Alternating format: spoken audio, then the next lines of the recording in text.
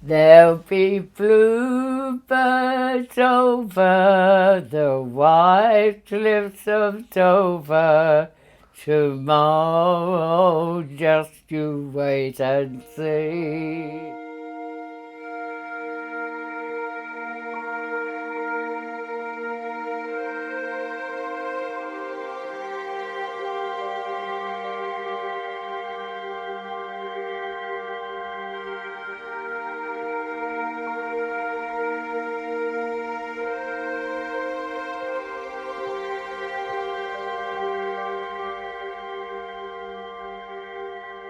How did you know war had started?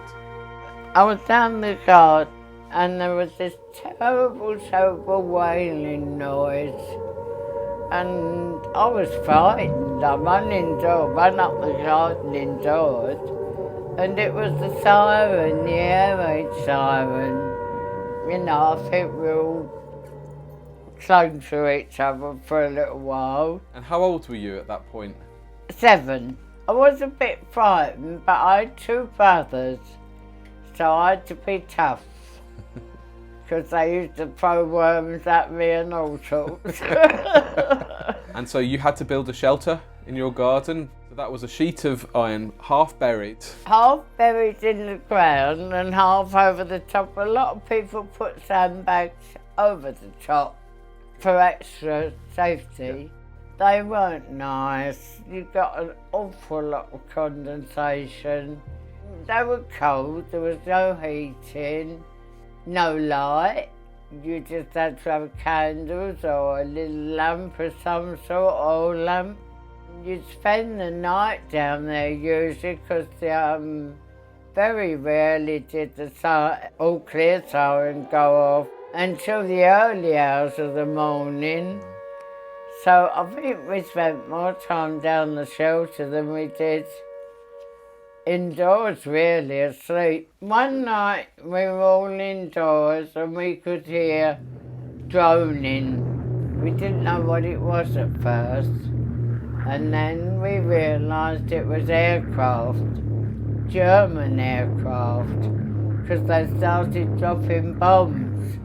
So this was September 1940. That was the start of the Blitz. What do you remember? And they used to try and hit the arsenal, the munitions factory, and of course we were quite close to that, so the bombs were coming down everywhere.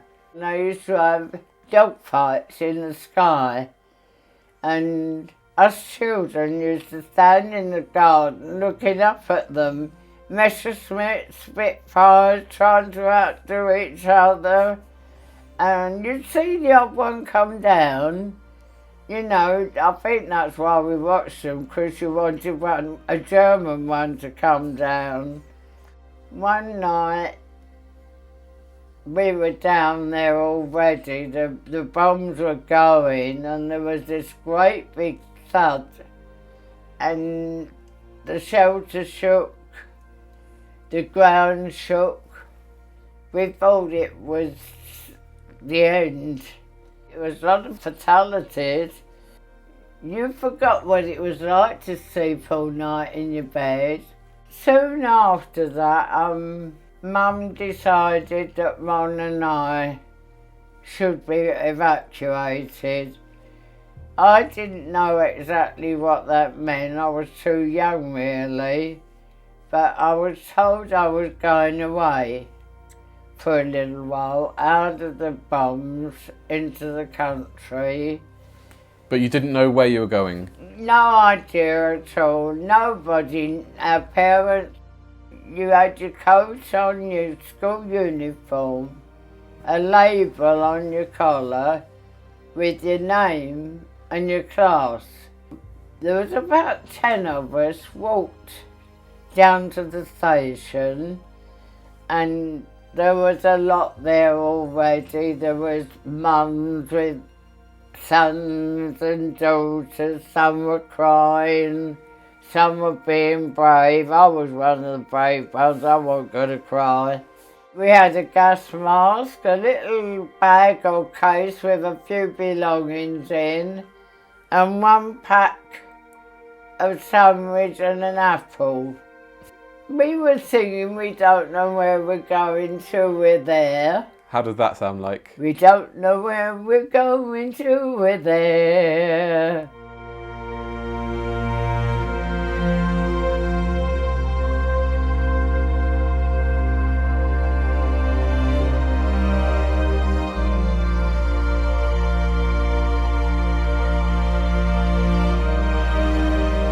And you got there, and it was raining. I cried then. I was really upset. And we went to a hall, they took us to a hall, and then people came, husbands and wives, and they pick you. Say, I'll have her, and you know.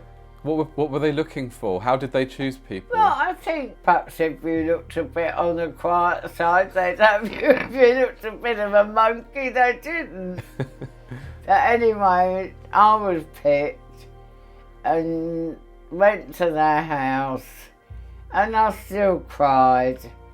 Were you on your own?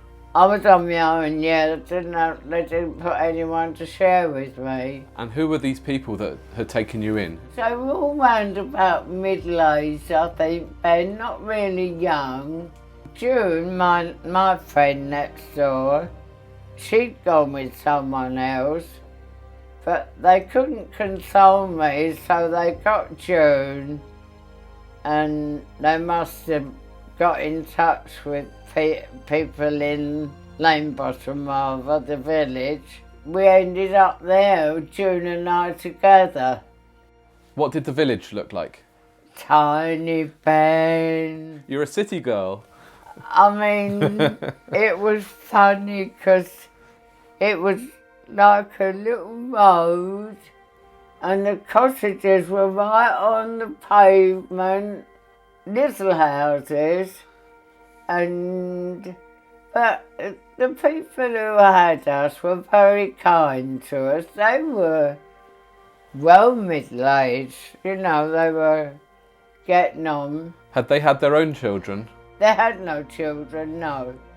Without Ada and Uncle Steve, you couldn't be too naughty.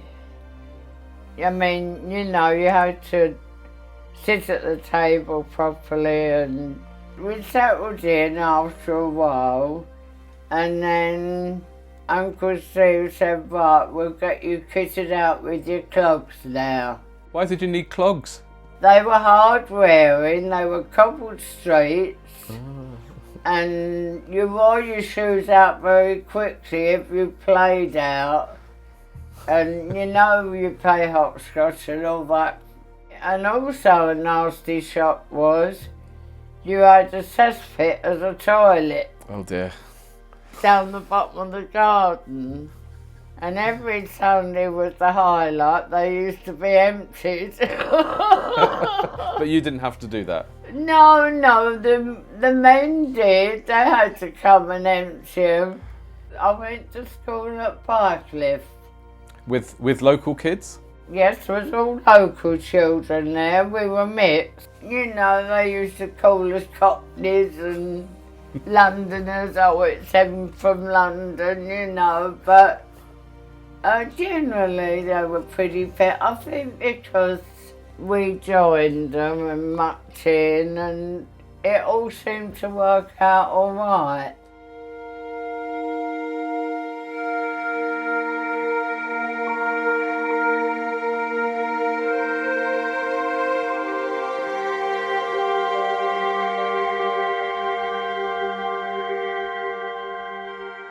Bit of a shock really, because you're only just getting into that way of life. Did you prefer that way of life? It was lovely, no bombs and no shelter. And we come home to the rockets and the doom bugs, which were horrendous. You had no warning.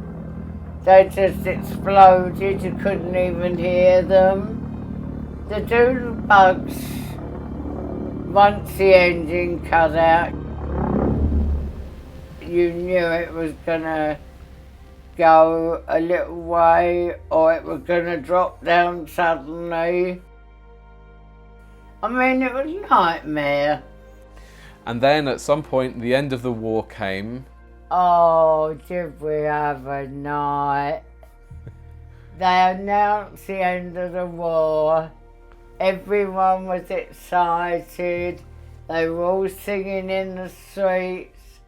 There'll be bluebirds over the white cliffs of Dover. Tomorrow, just you wait and see.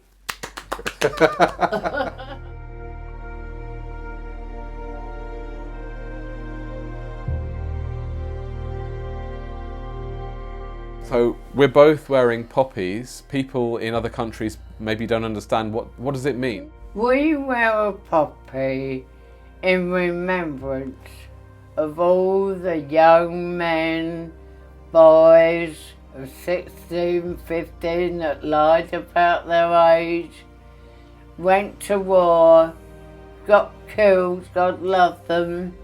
That's it really, Ben. Yeah. For peace. We all want peace, don't we?